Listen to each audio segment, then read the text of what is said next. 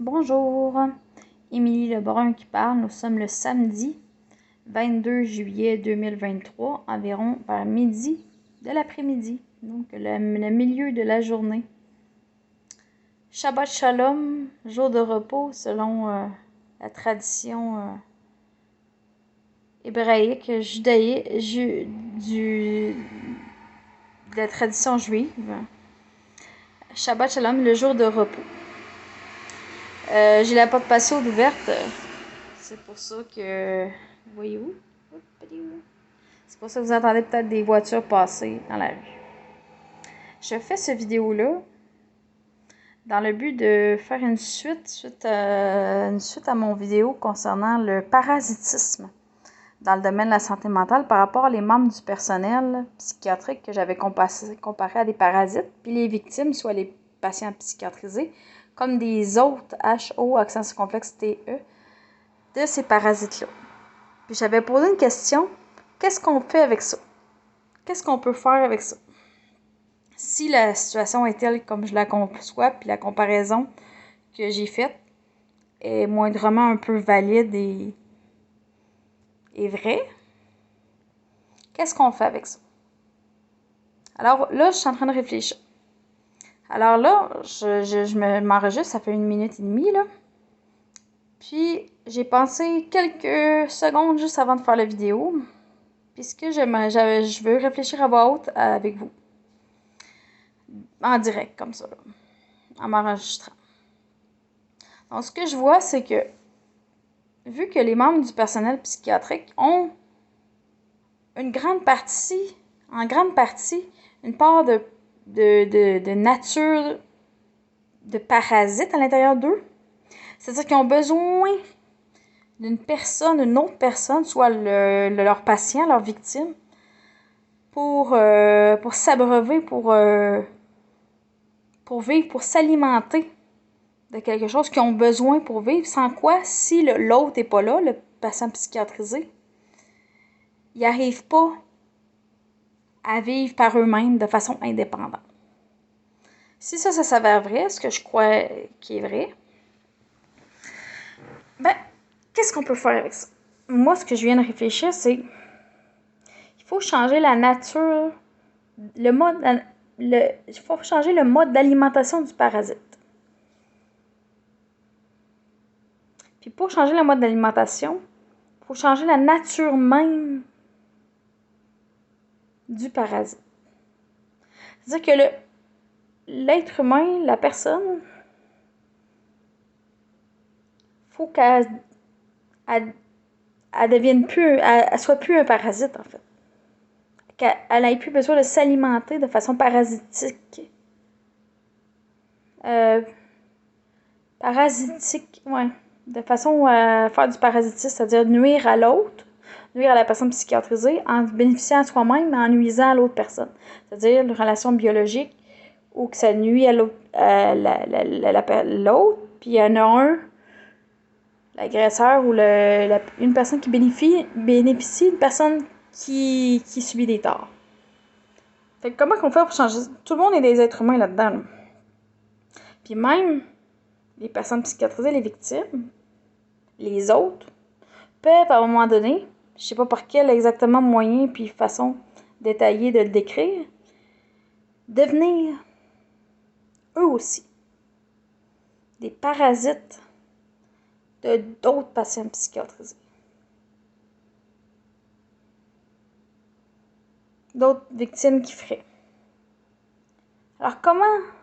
Fait que, ce que je suis en train de dire, c'est que tous les êtres humains peuvent devenir, même les victimes du système psychiatrique, peuvent devenir des parasites. Par rapport à une autre personne, qui vont parasiter, qui vont nuire, puis eux, ça va leur bénéficier à eux. Ça, c'est une relation extrêmement toxique pour la victime, mais pour aussi le parasite. Parce que bien que ce soit son mode d'alimentation, il est dépendant de l'autre personne, de l'autre. C'est pas une relation qu'on dit saine dans le monde social des êtres humains, là. C'est comme une relation de quelqu'un qui pourrait être manipulateur, puis qui a besoin d'une victime à manipuler pour se remonter, pour se sentir plus important.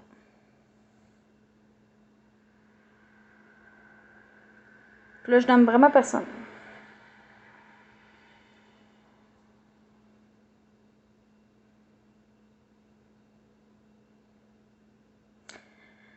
Fait que, comment qu'on peut faire modifier cette relation-là si on dit que la majorité, sinon tous les membres du système psychiatrique diabolique, c'est-à-dire ceux qui cautionnent les crimes contre l'humanité faits contre les personnes psychiatriques, qui sont d'accord avec ça, qui font partie de la psychiatrie diabolique, parce que moi, je soutiens que dans les membres du personnel du système psychiatrique, il y en a quand même certains qui cautionnent pas ça, ou du moins pas entièrement. Qui cautionnent pas le génocide des personnes atteintes de maladies mentales. Fait que, pour ceux qui cautionnent puis qui font partie uniquement ou en très grande majeure partie de la psychiatrie diabolique, c'est-à-dire qui cautionnent le génocide puis qui sont des parasites, là, vraiment en majeure partie, des patients psychiatrisés. Comment qu'on fait pour... J'avais posé la question dans mon autre vidéo, qui a le droit de plus de vivre? Parasite ou l'autre? Le membre du personnel psychiatrique qui cautionne la psychiatrie diabolique ou la victime, donc le patient psychiatrisé qui subit les sévices? Moi, ma réponse, c'est qui aurait le plus le droit de vivre? C'est le patient psychiatrisé, la victime, qui n'a rien fait vraiment trop de mal comparé à ce que le membre du personnel psychiatrique qui cautionne la psychiatrie diabolique aurait fait. Ça, c'est ma réponse à moi. Je vous avais laissé la question ouverte. Qui a le droit de plus de vivre? Cela étant dit, je ne suis pas en train de dire qu'il faut tuer tous les membres du personnel psychiatrique, là, parce qu'ils n'ont pas le droit de vivre. Non, parce que Dieu, Jésus a dit, Dieu est là pour les bons comme pour les mauvais. Donc, les mauvaises personnes, dans ce cas-ci, c'est les parasites, là, les membres du personnel psychiatrique, qui cautionnent la psychiatrie diabolique, puis qui veulent qui sont dépendants des patients, des persécutions qu'ils leur font, puis tout ça.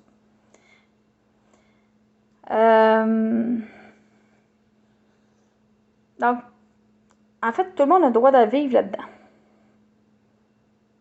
Qui aurait plus le droit de vivre? Selon moi, c'est les victimes, les patients psychiatriques. Mais dans le fond, tout le monde a le droit de vivre là-dedans. Sauf que comment qu'on fait pour arrêter que les membres du personnel psychiatrique soient des parasites, puis que leur mode d'alimentation, pas physique, là, mais leur mode d'alimentation mental ou spirituel ou leurs besoins intérieurs, dans leur âme, dans leur esprit, dans leur être, dans le plus profond de leur cœur. Comment qu'on fait pour que ces personnes-là, que leur mode d'alimentation, ce soit plus d'être dépendant de quelqu'un d'autre puis de faire du tort à quelqu'un d'autre? C'est vraiment pas facile comme question, là, parce que ça fait longtemps qu'ils s'alimentent comme ça, mettons. Par exemple, je pense que c'est vrai, là. Plusieurs, ça fait vraiment, vraiment longtemps. Comment on fait pour changer ce mode d'alimentation-là? Puis ce que je dis à la base, c'est que ces personnes-là, à la base, quand ils sont nés et quand ils sont jeunes, ne sont pas nés parasites, là. C'est ce que je pense. C'est qu'ils sont devenus des parasites. Parce qu'un bébé, quand ça naît, là, normalement, là, pas parasite de quelqu'un d'autre.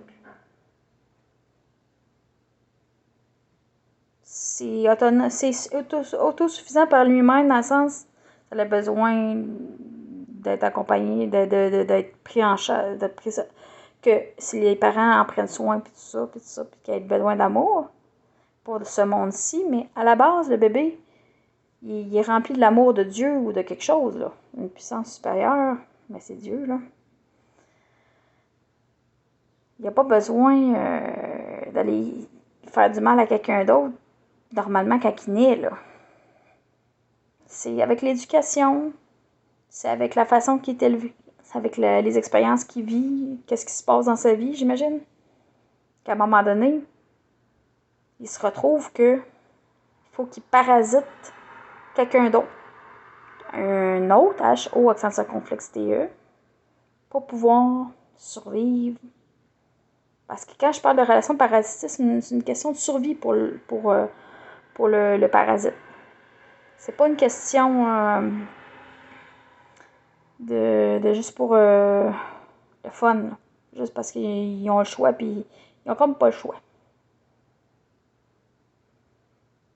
Ils n'ont pas le choix d'être parasite. Là, ici.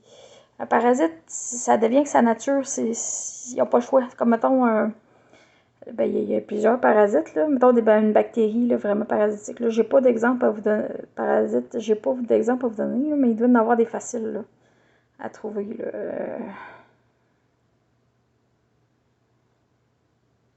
Regarde. Je suis en train de réfléchir à différents parasites, là, mais.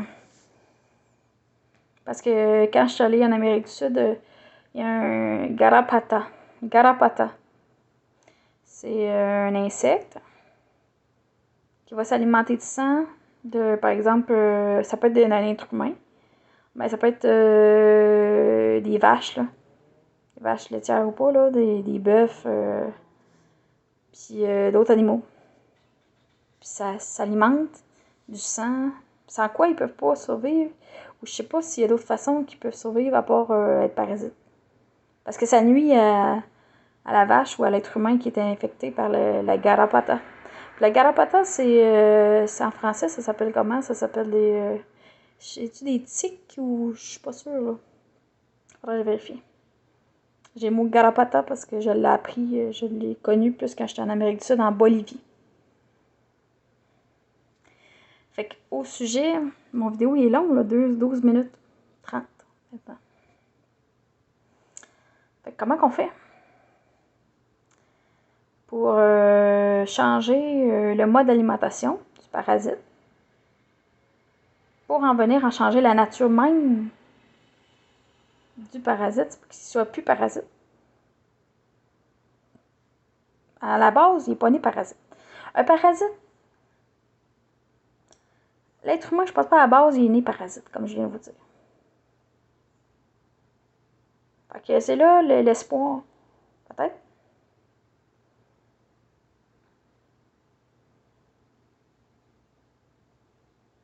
L'espoir, c'est que il n'est pas fait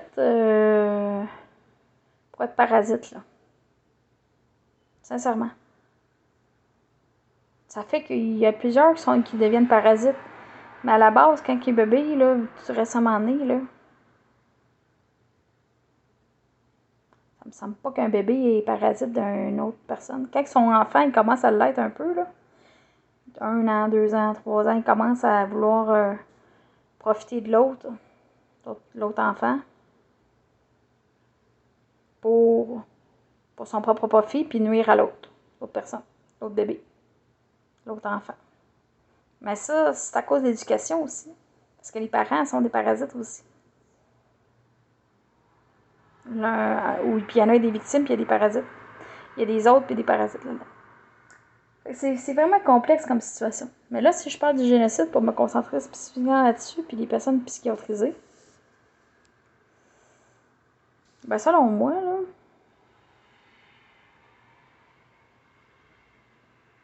il faut que vraiment le mode d'alimentation des membres du personnel psychiatrique change. Fait qu'il faut qu'ils aillent remplacer, chercher ailleurs ce qu'ils vont chercher dans le parasitisme qu'ils font envers les personnes psychiatrisées. Fait que ce qu'ils vont chercher de positif quand ils persécutent, qui parasitent, qui agressent une personne victime, une personne atteinte de maladie mentale, une personne psychiatrisée, il faut qu'ils essaient d'aller chercher ailleurs. Ce mode d'alimentation-là, il faut qu'ils changent leur mode d'alimentation spirituelle, là, pour Il faut qu'ils aillent chercher ailleurs. Où c'est qu'ils peuvent aller chercher ça? Qu'est-ce qu'ils vont chercher, premièrement? Puis où qu'ils peuvent aller chercher autrement que chez les personnes psychiatrisées? C'est ça la question, dans le fond. Ça, c'est une première étape, je pense. Qu'est-ce qu'ils vont chercher quand ils parasitent ou persécutent les personnes psychiatrisées? Ils vont chercher la valorisation, se sentir supérieur peut-être, se sentir valorisé, supérieur quelque part. Mais où qu'ils peuvent aller chercher autrement que par là? C'est un moyen facile parce que c'est des personnes vulnérables, fait qu'ils vont chercher facilement. Fait que comment ils peuvent avoir un moyen aussi facile, ou à peu près? Parce que si c'est trop difficile, on ne peut jamais changer leur mode d'alimentation. Comment il y a un moyen facile pour qu'ils s'alimentent, mais pas qu'ils se soient visés contre les personnes psychiatrisées, que ce soit un mode d'alimentation saine le plus possible et non parasitique. Fait que là, il faudrait chercher, mettons, un exemple. Premier exemple, mettons, qu'est-ce qu'ils vont chercher?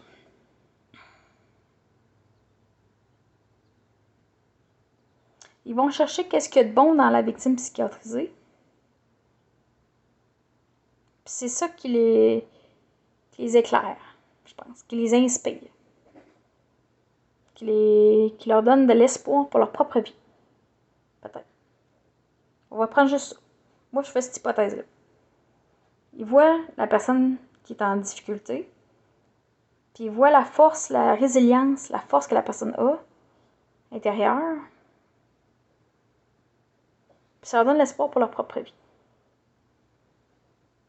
Mais pour arriver à avoir ça, des fois, il faut qu'ils persécutent la victime. Mais la victime, on est plus capable, puis souvent, il y en a qui meurent par suicide ou par d'autres. Avec des médicaments de longues années, ça fait longtemps qu'ils prennent des médicaments, leur corps est scrap, n'importe quoi. Comment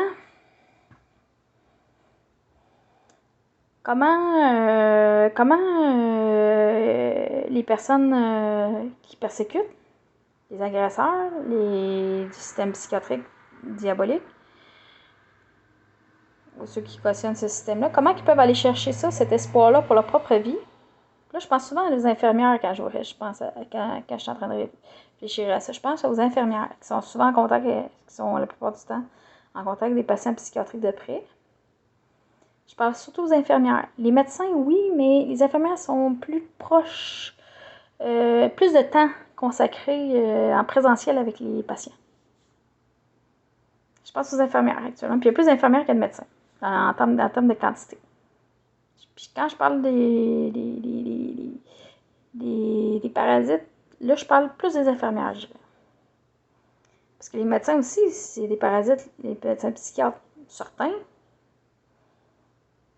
Peut-être la plupart, même, dans le système psychiatrique diabolique. Parce que le système psychiatrique diabolique, c'est lui qui domine à l'heure actuelle. Il y a pas... La vraie psychiatrie est très peu développée à l'heure actuelle. Elle existe, mais elle est très peu développée. Puis en ce moment-ci, il y a toujours une relation de pouvoir de... Le psychiatre est plus puissant que la victime, donc le patient psychiatrique. Puis cette relation de pouvoir-là est négative, parce que c'est justement comme ça aussi que le psychiatre, ou le psychiatre, va parasiter. Mais là, je vous parle des infirmières. Plus les infirmiers et infirmières, parce qu'il y a des hommes aussi infirmiers. Comment aller chercher ça, cet espoir-là qu'ils vont chercher pour leur propre vie, sans parasiter des personnes psychiatrisées?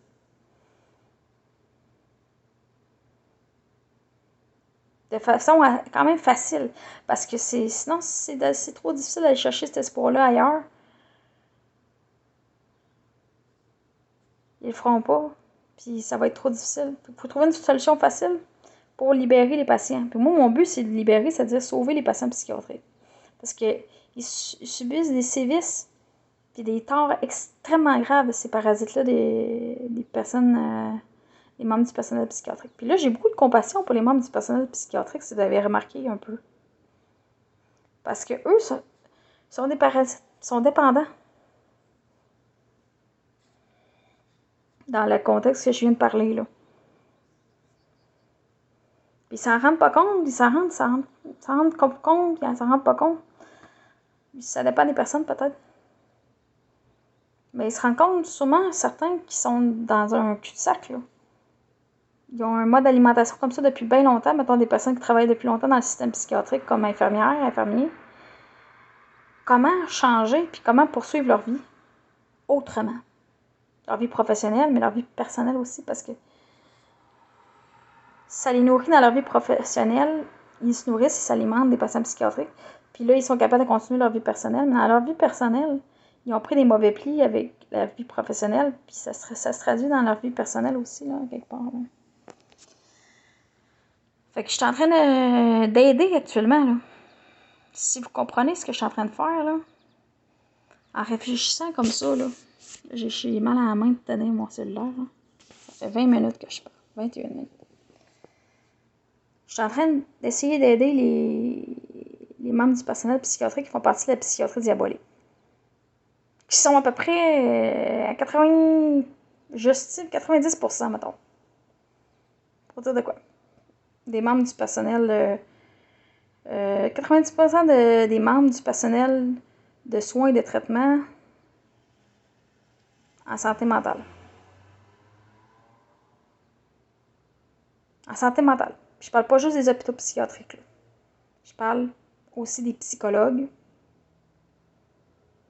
travailleurs sociaux qui travaillent pas dans les hôpitaux, psychologues qui travaillent pas dans les hôpitaux, au privé, par exemple, travailleurs sociaux, psychoéducateurs. Toutes les professions de relation d'aide, là. Je m'en manque sûrement, là. Parce que c'est vraiment pas une relation d'aide saine de faire ça, le parasite. Puis je sais que fondamentalement, la plupart des personnes qui ont choisi, normalement, une profession en relation d'aide, c'est pas pour parasiter une personne. C'est pour l'aider véritablement. Normalement, c'est ça, oui.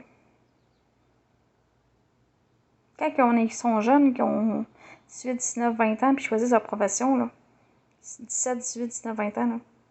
Puis il y en a que ça fait 30, 45 ans qui ont fait ce choix-là. Des fois, c'est pour, oui, être des parasites, puis ils ont choisi ça consciemment. Parasites, là, vous comprenez ma métaphore, là. Ben, il y en a, là, au plus profond d'eux, là. Puis il y en a plus qu'on pense. C'est pour véritablement aider des personnes qui aiment ces personnes-là. Des personnes qui vivent, qui sont vulnérables, qui vivent des problèmes de santé mentale. Ils veulent vraiment les aider. Mais ils sont pognés. Parce qu'ils s'alimentent d'eux. Fait qu'il faut qu'ils changent leur mode d'alimentation. Puis qu'ils aillent chercher ailleurs que dans leur profession cet espoir-là que les patients psychiatriques leur donnent. Mais c'est tellement lumineux, probablement, ce que les patients psychiatriques donnent puis offrent. La majorité du temps, les patients psychiatriques, c'est des personnes qui sont très résilientes. Puis la majorité du temps, là, puis qui cherchent vraiment à faire du bien, puis sont très bien... très bons. Moi, je pense. Surtout, plus qu'ils souffrent, plus qu'ils deviennent bons aussi. Des bonnes personnes. Fait comment ils peuvent aller chercher ça? Ailleurs que ça. Je suis en train de réfléchir, moi, là, en temps réel, là, comme ça, là. Parce que qu'est-ce qu'il y a de plus lumineux? Ben, c'est ceux qui ont la spiritualité. Ça, c'est sûr. Les membres du personnel qui ont la spiritualité, qui ont beaucoup d'une spiritualité forte, puis qui croient vraiment à quelque chose, une puissance supérieure, Dieu, quelqu'un qui peut leur apporter de l'espoir, quelqu'un ou quelque chose, la vie, l'univers, appelez-le comme vous voulez. Ça, Jésus, Dieu, le Père céleste, l'Esprit Saint, ça,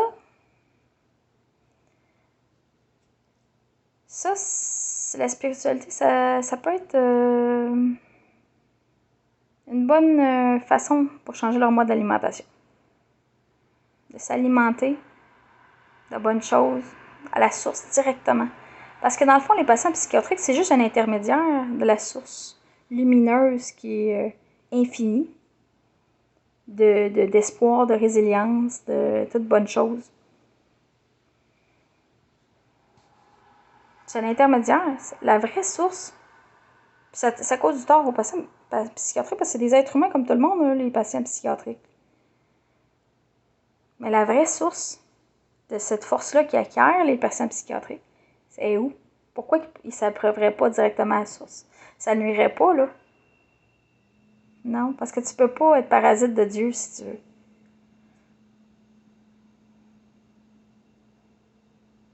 Tu peux pas être parasite de la vie éternelle, l'infini. Tu peux pas ça. Ça se peut quasiment pas. Tu peux prendre avantage de quelqu'un, d'être humain, mais d'une force infinie, que ses règles, que ses lois, que ses... tu peux pas prendre avantage et être parasite de ça, si tu veux, en nuisant à l'autre personne, que ça te bénéficie juste à toi. Je pense pas.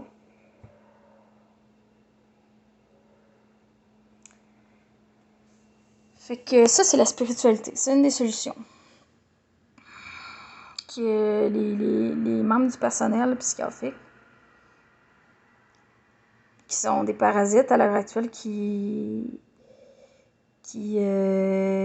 s'alimentent de bonnes choses que les patients psychiatriques leur amènent, ben, qui se ramènent à la source. Donc, la spiritualité, puis de ce qu'ils croient autre que les patients psychiatriques.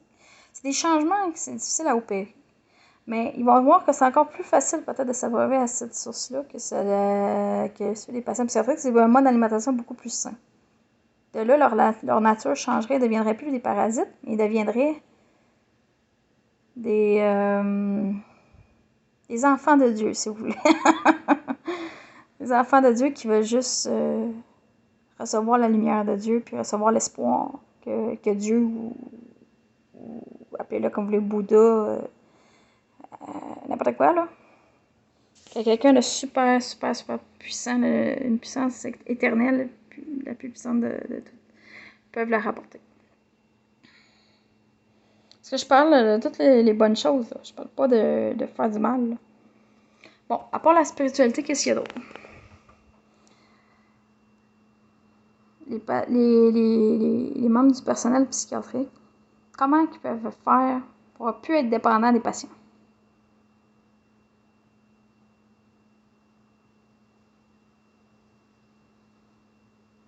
Pas facile. Pas une question facile.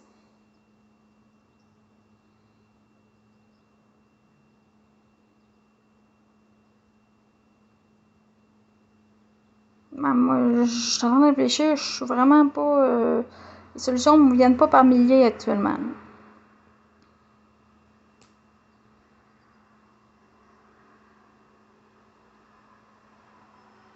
C'était bien beau dire qu'ils arrêtent de faire ça, c'est pas comme ça que ça marche, là.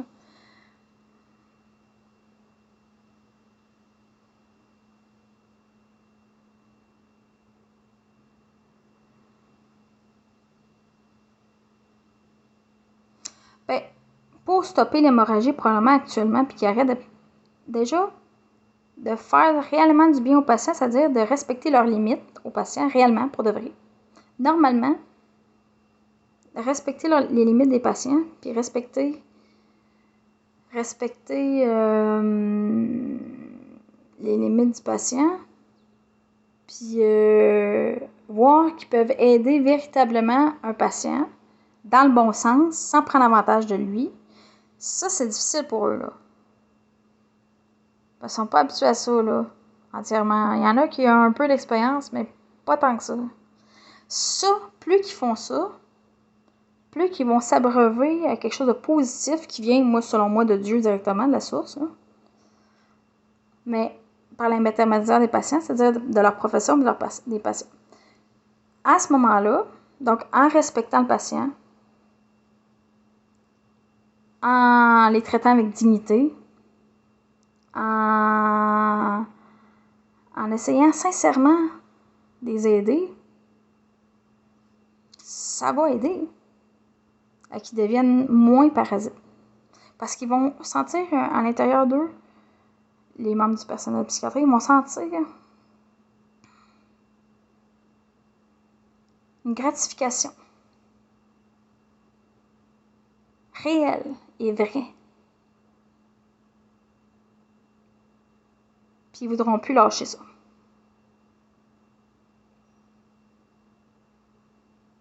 La vraie là, gratification.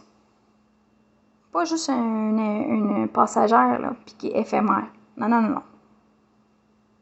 Une vraie qui est permanente, qui dure dans le temps. Pérenne, durable. Il faut qu'il trouve le moyen, par exemple, de le trouver. Il faut qu'il trouve, faut qu'il trouve le moyen, il faut qu'il le trouve. Comment? Comment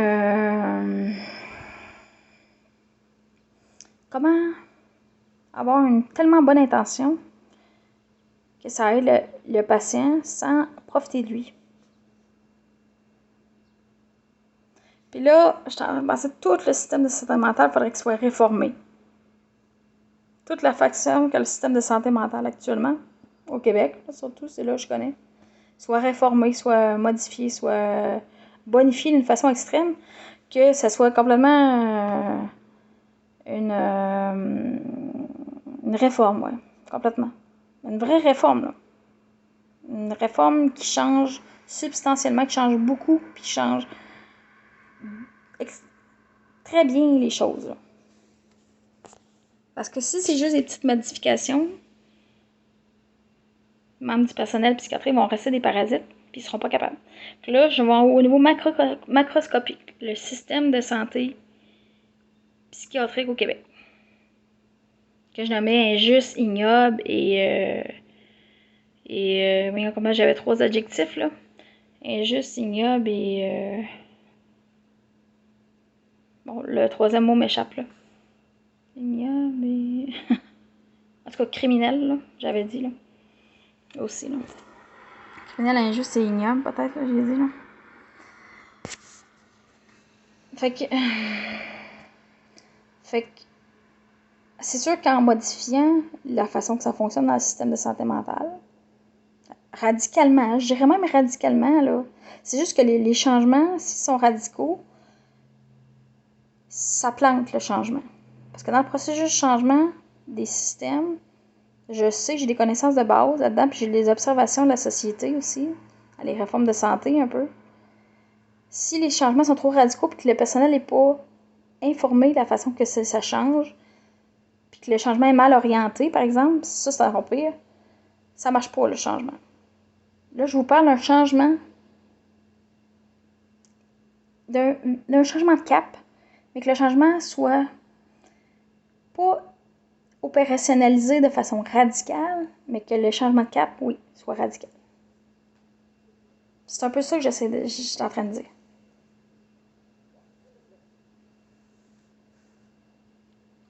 C'est que le cap de l'orientation, de comment est orienté le système de santé mentale québécois, soit changé, soit radicalement modifié. Que ce soit la primauté de la personne, oui. Primauté de la personne. Ça veut dire primauté du patient. Ça veut dire la primauté des besoins des patients sur les besoins du personnel psychiatrique. Ça, c'est nécessaire, c'est fondamental. Mais il faut aller plus loin que ça, puis savoir comment on pourrait opérationnaliser l'affaire. Parce que si le système psychiatrique existe, c'est pas pour donner des jobs, là, aux membres du personnel, non. C'est parce qu'il existe vraiment des maladies mentales, ou j'appelle de l'esprit, aussi, là, comme des synonymes. Il y en existe vraiment, pour de vrai, là. Puis c'est pour ça qu'il y a la nécessité d'avoir des personnes qui soignent, qui traitent des personnes qui ont des maladies mentales, de l'esprit. C'est pas... C'est pas juste pour... C'est pas pour qu'il y ait des jobs, dans le fond, là. Puis de faire rouler l'économie, non. C'est ça, l'affaire. C'est comme le système de soins de santé physique, là. Normalement, c'est pas fait... Ça devrait pas être fait pour donner des jobs payants aux médecins, là. Ça devrait être fait pour que les personnes qui vivent des problèmes de santé physique, ils soient soignés, guéris, puis qu'ils puissent avoir une chance de vivre une vie satisfaisante. C'est la même chose qu'en santé mentale, puis dans le domaine de la santé mentale, de la santé physique.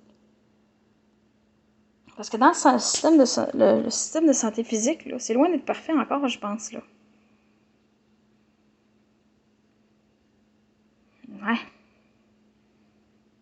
Moi, ce que je veux dire, c'est que à un moment donné, ça tourne en rond, ces affaires-là, puis si on s'oriente pas vers... j'y parle, parce que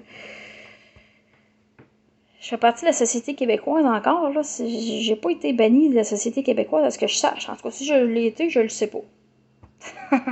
Je suis encore dans la société québécoise, là. Je suis encore québécoise de naissance, puis je suis citoyenne canadienne aussi, de naissance. J'ai pas été bannie, là. J'ai le droit de dire on. Si je le suis, je le saurai à un moment donné, là. Fait que, regarde. Non, ça a l'air de la folie, mais ça ne l'est pas, là. Fait que, ce que je dis, c'est parce qu'il faut réfléchir, là. Vous êtes, elle réfléchit trop, elle réfléchit trop. Oui, je réfléchis beaucoup, je vous l'avoue. Mais moi, mon but, là, c'est de sauver les patients psychiatriques. Parce qu'à un moment donné, c'est une question de sauver parce que c'est trop grave ce qu'ils ont vécu puis qu'ils vivent encore. Fait qu'il s'agit de sauver. Il ne s'agit plus de diminuer les impacts négatifs. C'est sauver, oui. Des choses. Puis c'est là l'orientation que devrait prendre le système de santé mentale, je pense. Radical. Changement de cap, complet. Puis le rétablissement, la théorie du rétablissement, puis tous les organismes qui travaillent pour le rétablissement des personnes atteintes de maladies mentales, c'est des alliés extrêmement importants et nécessaires pour le changement de paradigme dans le domaine de la santé mentale au Québec, selon moi. Parce que moi, avec le rétablissement, moi, étant une personne ayant vécu la maladie mentale, et la vivant encore, malgré que je me porte beaucoup mieux qu'avant, là. Peu importe ce que vous en dites.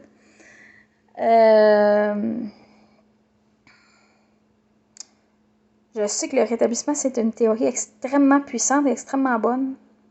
Que même si tu ne peux pas guérir d'une maladie psychique, une maladie mentale, une maladie psychiatrique, tu as la possibilité de réussir à fonctionner de façon adéquate dans la société, avec le rétablissement. Puis le rétablissement, je veux dire, c'est parce que ça travaille dans plusieurs sens. C'est la santé globale, oui, mais ce que je veux dire, c'est que le rétablissement,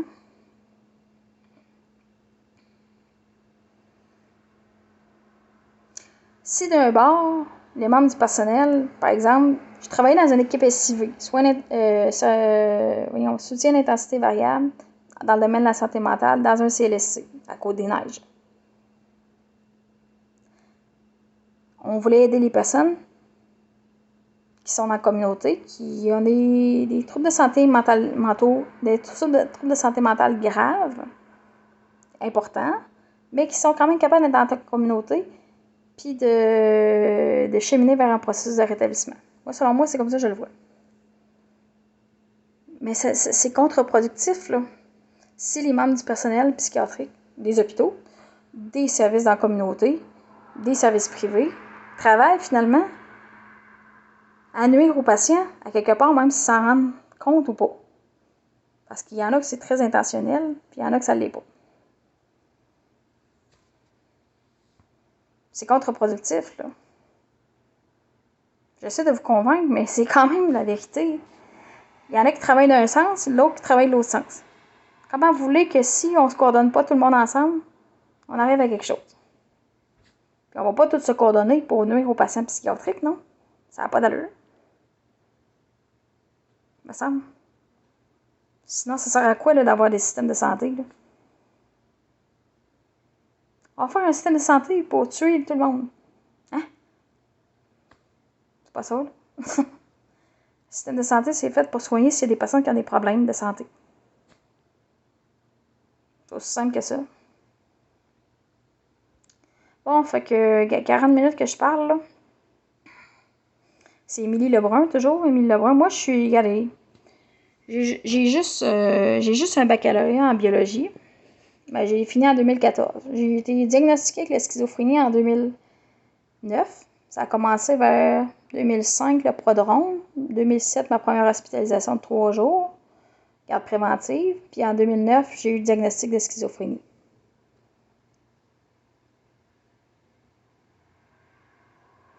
Puis j'ai un bac en biologie parce que là, j'avais commencé en 2005. De 2005 à 2007, tout à temps complet, tout correct.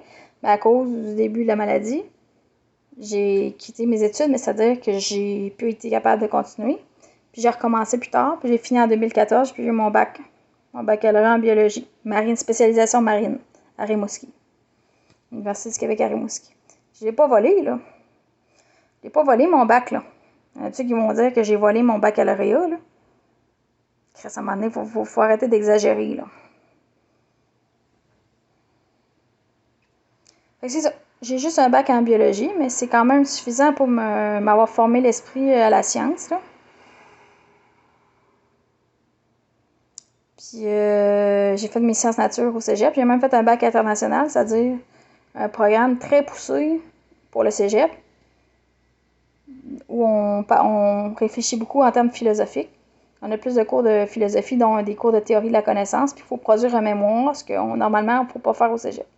Un mémoire de 4000 mots, c'est pas un si gros mémoire, mais il faut en produire un. Moi, je l'avais fait en anthropologie sociale, sur l'importance de l'éducation, que revêt l'éducation pour les jeunes péruviens, dans un cas spécifique à El Palto que j'avais visité au Pérou. Avec le cégep. Avec un groupe du cégep. Fait que si vous parlez de moi un petit peu, moi, je suis une personne avec extrêmement de potentiel. Puis là, je veux pas me la péter pour me la vanter, là, me vanter, là. Mais j'ai beaucoup, beaucoup de potentiel. Parce que vous voyez tout mon parcours, j'ai traversé l'Atlantique sur un grand voilier avec un équipage d'environ 40 personnes en 2017.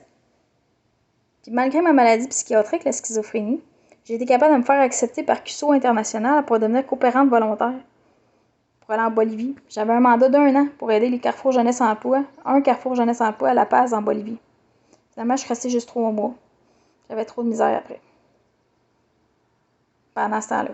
Surtout à cause de les crises oculogères que j'avais. Ça m'enlevait toute... je devenais vraiment handicapée à cause de ça. Ça se produisait quand je travaillais. Je devais travailler jusqu'à 7 heures le soir en Bolivie. Ça me pognait le soir, vers 4, 5, 6 heures.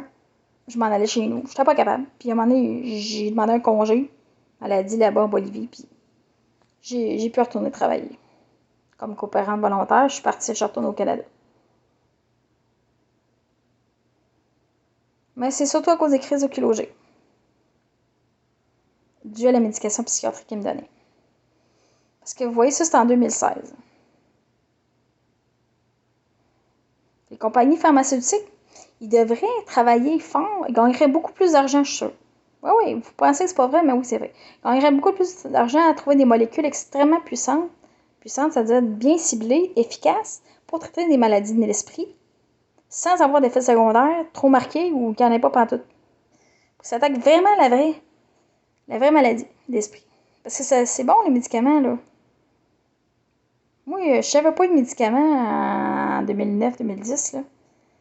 J'étais tellement rendue grave que... Non, j'étais vraiment grave. Là, je suis pas grave pantoute, là. Vous savez pas c'est quoi être grave. C'est pas être capable de parler comme ça puis de discourir comme ça pendant 45 minutes, là. Grave, c'est grave, là. C'est pas être capable de rien faire ou presque, là. Là, je fais pas grand-chose, mais j'ai pas... Mon esprit est pas aussi malade, là. Non, non. Je le sais. Parce que je l'ai vécu. Fait que...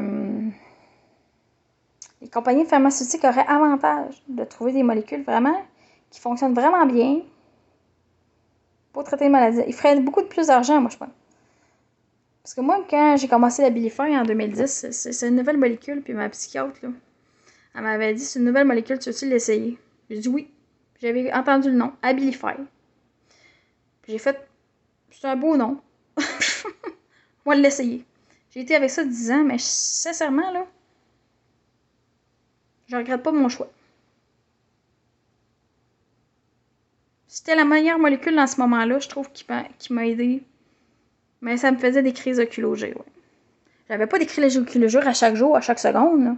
Mais 1 à 2 fois par semaine, ou 2 semaines, là, mais j'en avais souvent, là. Surtout quand j'étais stressée, puis quand j'ai pas de médication, ça m'arrive pas. Puis c'était surtout le soir quand j'étais fatiguée. C'était relié au stress aussi. Mais c'était relié à la médication, parce que quand j'ai pas de médication, je n'ai pas de crise oculogée. Pas tout. Puis c'est handicapant, là. Ça dure 2-3 heures, puis t'es stické de même, là. Tu peux pas rien faire, là. Tu fermes tes yeux, puis t'essaies de te calmer, là. T'essaies de prendre la kétiapine. Moi, c'est ça le meilleur qui marchait. C'était pas les anticholinergiques, là, comme le Cogentin. Non, ça m'aidait pas. Ce qui m'aidait, faut voir la vraie vérité. Ce qui m'aidait, c'était du 25 mg, puis des fois j'en prenais 3 ou 4. Donc, 100 mg, immediate release, de kétiapine, de Seroquel.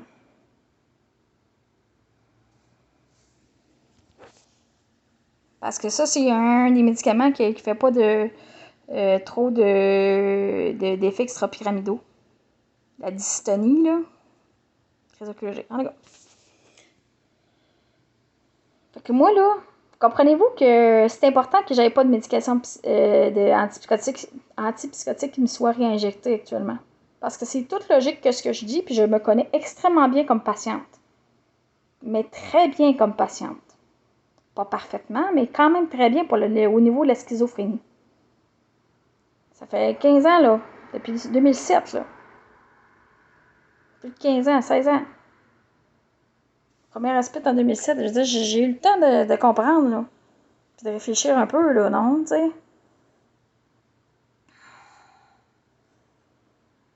Puis là, l'Université de Sherbrooke m'a demandé, a mis dans ses décisions que je voulais pas prendre la médication, puis eux, il y aurait la possibilité de m'obliger de prendre la médication. Mais qui me connaît le plus, là, là-dedans, là? Ils n'ont pas l'air de comprendre, là. C'est le patient qui se connaît plus lui-même, là. Puis moi, en plus, avec toutes les connaissances que j'ai, puis le bac que j'ai fait, puis le passé que j'ai avant que j'aie la maladie, puis je répète, le potentiel, puis ma personnalité qui est assez créative. Je comprends pas pourquoi l'Université de Sherbrooke ne comprenne pas que je sais mieux qu'est-ce qui est bien pour moi au niveau de ma santé mentale. Je sais mieux que eux.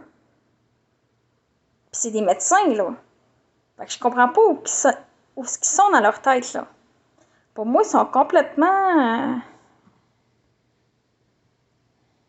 un peu disjonctés quand même, là. Ils sont grugés par le pouvoir de l'argent ou quoi, là? Parce que c'est pas logique leur affaire, là. Pas moi qui est pas logique, c'est eux, là.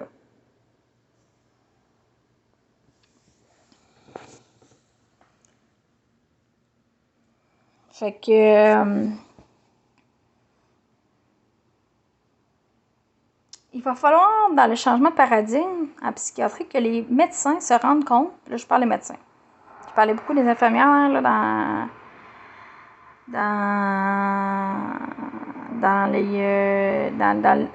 dans mon vidéo, avant, là, dans 20 minutes peut-être, mais là, je vous parle des médecins, il va falloir que les médecins comprennent que la théorie du rétablissement, puis je pense que c'est même pas enseigné bien dans les facultés de médecine la théorie du rétablissement. Moi, je l'ai appris à cause que, avec la QRP, puis je suis devenue paraidante. Mais Patricia Deegan, puis il y a plein de monde qui a travaillé sur les théories du rétablissement là, en santé mentale. Il va falloir que ce soit enseigné aux médecins.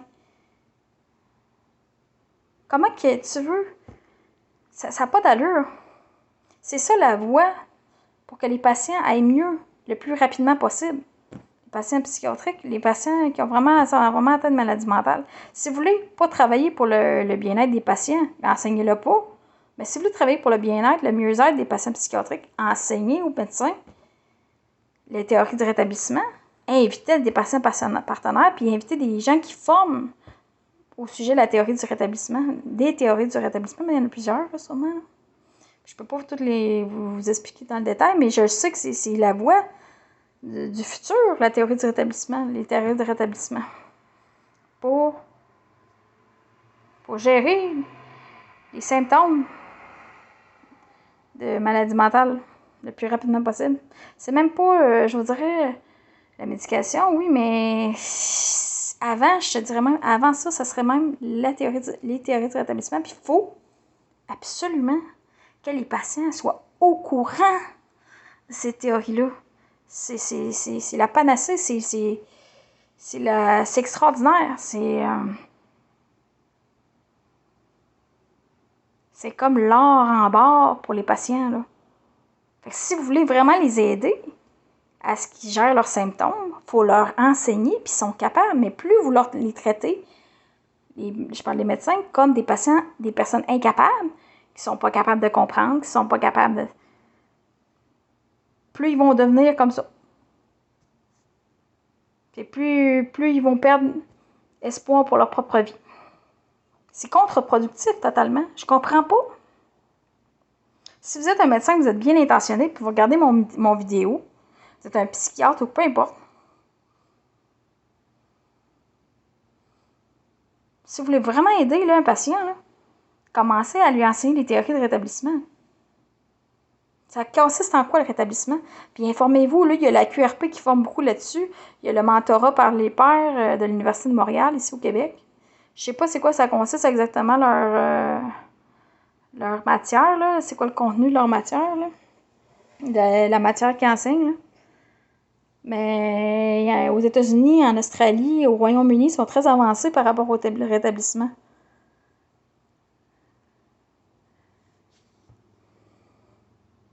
Ça va pas contre la science psychiatrique, la vraie science psychiatrique. Ça va contre la psychiatrie diabolique, oui. Qui veut juste faire périr les patients psychiatriques atteints de maladie mentale. Mais le rétablissement, ça va aucunement contre la vraie science psychiatrique qui cherche à soigner, traiter, et aider les patients. Puis j'utilise le mot traiter parce qu'à un moment donné, tu peux pas guérir nécessairement toutes les maladies parce que comme les maladies physiques, tu peux pas toutes guérir toutes les maladies physiques. Fait que tu contrôles les symptômes, c'est ça. Mais le rétablissement, ça l'aide à ça. Puis c'est même plus important que la médication, je dirais même. Sauf dans certains cas, là, qu'à un moment donné, c'est rendu trop grave qu'il faut absolument la médication. Là, pour après embarquer sur le rétablissement. Moi, ça a été mon cas, je pense, un peu. Je suis rendu tellement grave que fallait que j'aille une molécule qui me calme les nerfs, là, qui est tellement que ça m'a gelé le cerveau, là. Je suis encore gelé un peu, là. Mais pas mal, mais mon cerveau, il est fucké un peu, là. Mais là, je suis en sevrage, puis ça va bien.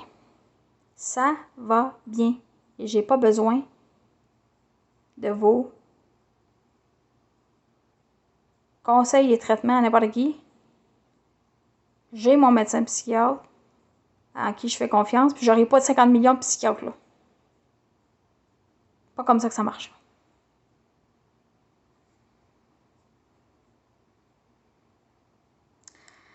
Puis j'ai jamais dit que je voulais pas avoir de suivi médical. L'Université de Sherbrooke pense que je veux pas avoir de suivi médical. De quoi qu'ils parlent, eux autres? C'est pas ça pantoute que j'ai dit. J'ai dit que je voulais pas avoir de suivi psychosocial parce que moi, au niveau de mon fonctionnement en société, même si je travaille pas, même si j'ai pas beaucoup de relations interpersonnelles, je suis fonctionnelle dans mes ABD à vécu, là.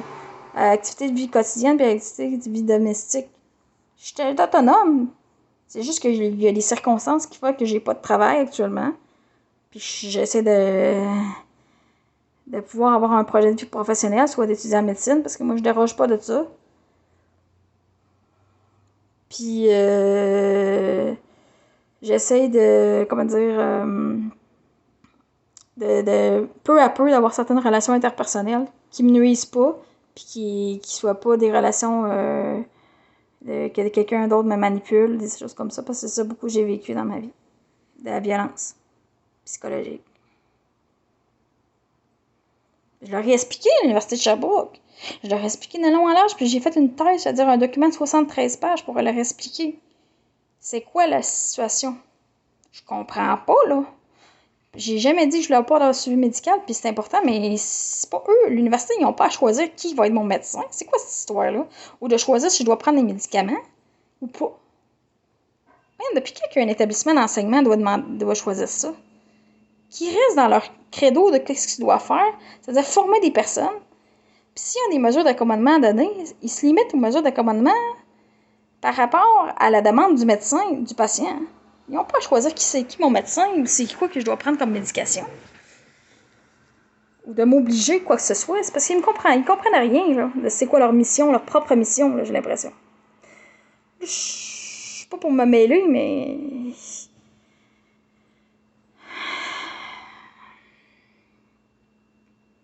Fait que là, peut-être que je suis en train de me nuire, puis l'Université de Sherbrooke va dire, ben là... C'est ça. Parce que là, c'est un litige, hein.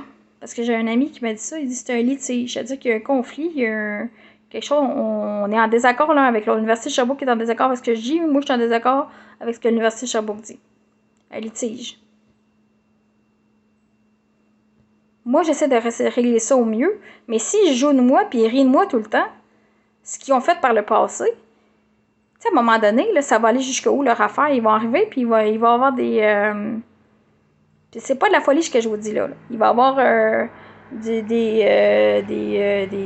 monde de la police qui vont arriver puis ils vont me shooter avec un fusil, là. Ah non, mais c'est pas de la folie, là.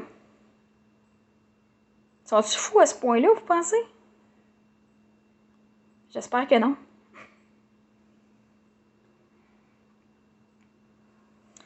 Fait que c'est ça.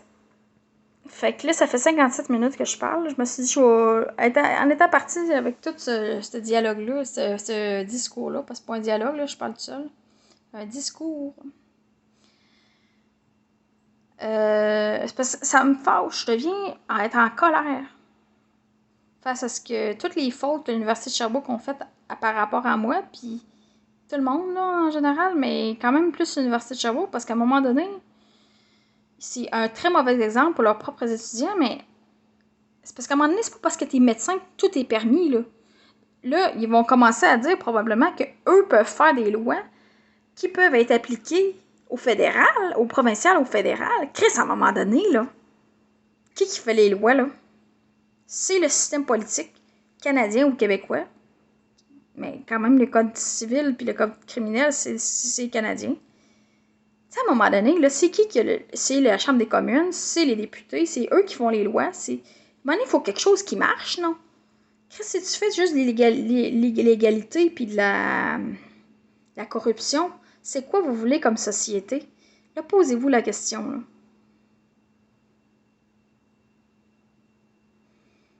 C'est une bonne question, là. Puis arrêtez de dire que je suis folle. Parce que sincèrement, là, plus vous dites que je suis folle, là, plus vous me démontrez que c'est vous qui êtes fou, là. Moi, c'est ce que je pense. Mais ça vaut ce que ça vaut. Ça vaut juste ma parole. Ça n'engage personne d'autre, c'est moi qui le dis.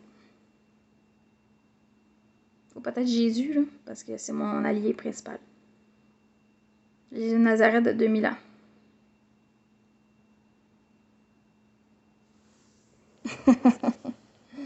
Fait que là, moi, à l'Université de Sherbrooke, je suis pas fâchée contre vous, je veux dire.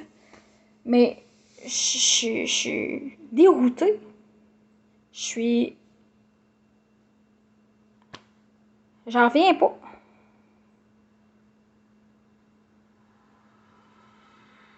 Ça me dépasse tellement que je vais aller prier Dieu, je pense.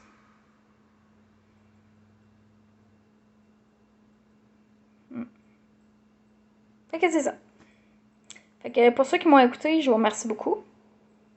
Ceux qui ont écouté cette vidéo-là, qui est très longue, qui est 1 heure.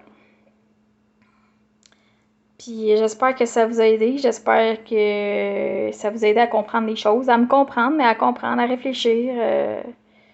C'est pas mauvais de réfléchir. Trop, à un moment donné, je comprends que... Mais... Mais moi, c'est ma façon de faire un peu. Fait que je vous souhaite une bonne journée à tout le monde. Puis une bonne fin de semaine.